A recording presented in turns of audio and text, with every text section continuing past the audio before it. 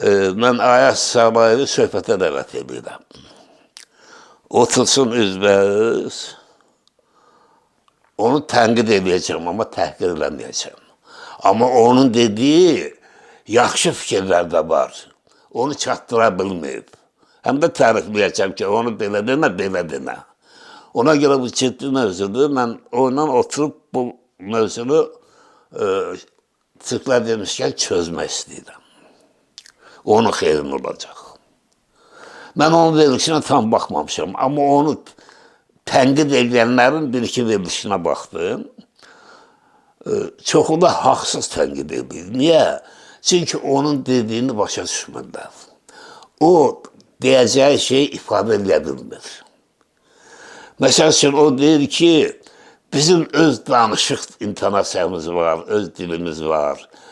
Mənə niyə qəsəbə denir, kasaba deyir. Yəni, onun dediyində bir həqiqət var da.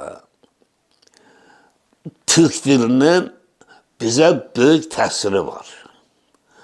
Bunun yaxşı tərəfi də var, pis tərəfi də var. Ayaz o pis tərəfini görür, yaxşı tərəfini görə bilmir. Məsəl üçün, biz dünənə qədər samolyot deyirdik, təyyarə deyirdik, amma indi uçaq deyirik.